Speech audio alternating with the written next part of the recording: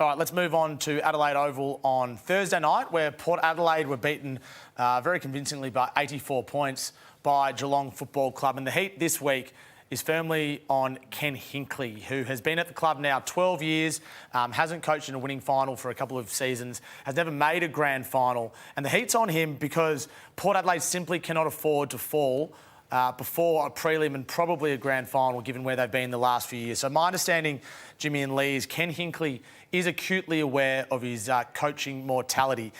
He believes that that anything less than a prelim final, appearance will spell the end of his career. Now, whether he's been told that specifically or not, I'm not sure, but that's certainly what he believes. And what is absolutely still in the picture is West Coast interest. Now, I haven't confirmed this, but I believe that West Coast would be prepared to offer a long-term deal to Ken Hinkley, lucrative cash as well, whether that would tempt him to leave a year before his contract finishes. But I think they're all on the same page here. I don't think Ken Hinkley is going to be sacked and blindsided. I equally don't think Ken Hinkley is going to join West Coast and Port are going to say, we want you to stay. I think if that does transpire, it will be a fairly amicable situation, but it all rests on this week. They cannot afford to go straight sets, Jimmy. I'll tell you what, if he pulls out a win against a rampaging Hawks, it'll be his best ever coaching week or coaching performance in his tenure. Even at home? Yeah, of course. They were lucky it was only 84 points, and that's saying something. There is not one positive to come out for Port Adelaide's performance. Can you think of any highlight or any single player across the field? No. Or possession, passage of play? No. They got obliterated in every aspect of the game. Yeah, so can they recover is the question. That's what I'm saying. If they can, and Ken can get a win, it'll be his best coaching performance in his time at Port Adelaide. The inconsistencies, Lee, are jarring across the season. Yeah. Well, they've had some huge wins. As we know, it was only, 6 weeks or so ago that they beat the Swans by over 100 points.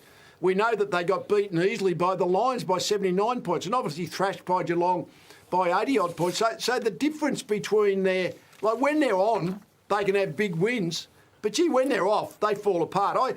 I mean, everyone looks at the senior coach. I look at the leadership core, the on-field leadership core. Who are they?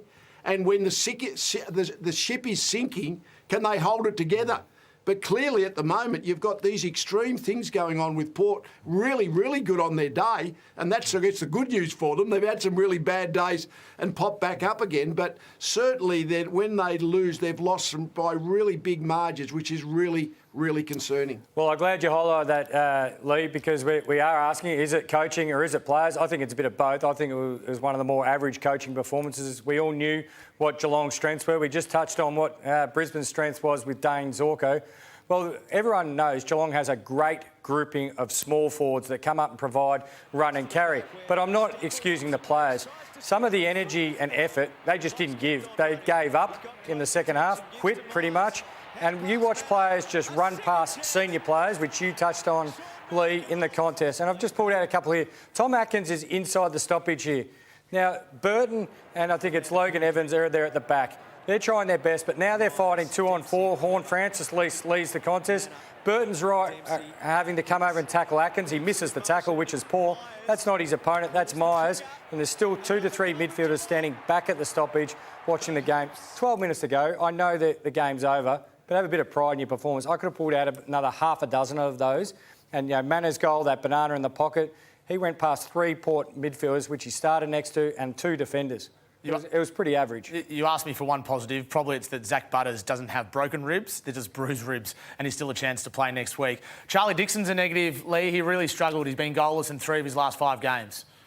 Well, that was a terrific matchup, and that was a coaching decision to put Mark Blicavs on to Charlie Dixon.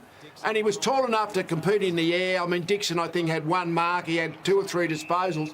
And Blicavs obviously is going to be heaps quicker at ground level. So he had 15-odd disposals. He could get involved on the way out.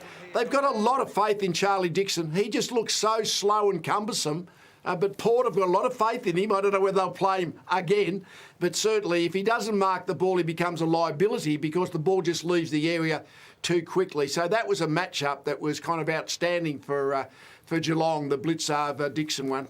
I think one of the issues for Port is if Dixon doesn't play, who's their second ruck? Because it would be Finlayson, but of course he's out as well. So I'm not sure how they cover that, Jimmy. Where's Ollie Lord? Where's Marshall? I was at the game on Thursday night, and Lee, I'm with you. I actually felt bad for Charlie because you could see almost what he was trying to do, but his body just kept letting him down. Yeah, and he's out of contract at the end of the year as well. So a big watch on Charlie Dixon if he does play this week.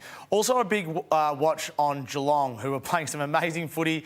They're into a prelim again. I think it's their 14th in 18 years or something ridiculous like that. And it was a clinic against Adelaide Oval, at the Adelaide Oval, your former club, Jimmy. But they do have a selection dilemma as well. And that revolves around Tom Hawkins, who played VFL on the weekend and kicked one goal, 3. He's returning. Tom Stewart, Sam De Koning and Cam Guthrie, the others. Which of those players would you bring in? Oh, Tom Stewart's an automatic walk-up start. So probably, unfortunately, Mullen might be the unlucky one, the first in, first out sort of stuff. So Tom Stewart comes in. I'm still not putting a line through Tom Hawkins just because I played a lot of my career with him and I know he's had stints out over pre-season. But he has to replace Shannon Neale. He does. So would you replace Shannon Neale with Tom Hawkins? Neale's playing good footy. Well, everyone played good footy on Thursday night. Yeah, so you're not placing too much of a premium on what we saw on Thursday night. Yeah, I think Shannon Neale is in front of Tom Hawkins at the moment, but I'm not saying put a line through Tom Hawkins for the rest of the year. The interesting one for me is De Koning. How's he get back into the side? And it's more what the opposition's got up on the forward line, whether he gets back in or plays as another ruck. And the recruiting's been incredible, Lee, as well, hasn't it? The way they've managed to bring players in almost every year who no one else has rated. We'll have a look at that group. I mean, the players, some of them have been there a number of years now, but they've got eight players from other clubs and a couple of, as they do every year or two, bargain basement draftees. And Manor and Humphreys. I mean, lowly rated draftees. Manor, 26-year-old, mature body. He's come in. He was almost best on ground on Thursday night. He was outstanding. And Humphreys has been very good. Their list, I mean, it's partly drafting, partly recruiting, getting the incoming. They develop and coach well, yes, but you've got to get them in the first place. And Geelong's drafting and recruiting from other clubs has just been outstanding for a couple of generations now. And you add in one of the best development programs, the first one of the great developers down there, Nigel Lappin, who even up to my last week of football at Geelong, I was still asking him how to get better. And the fascinating thing, people kept wondering, why Geelong keep arguing for these extra picks on the back of the Radaglia deal? Well, pick 72, I think, moved into pick 63. Yep. Which is Lawson Humphreys. That's right. And Sean Manor as well, who Lee mentioned. He was the highest rating player for the round, according to Champion Data. Bigger than Heaney. Above Heaney. Unbelievable stuff.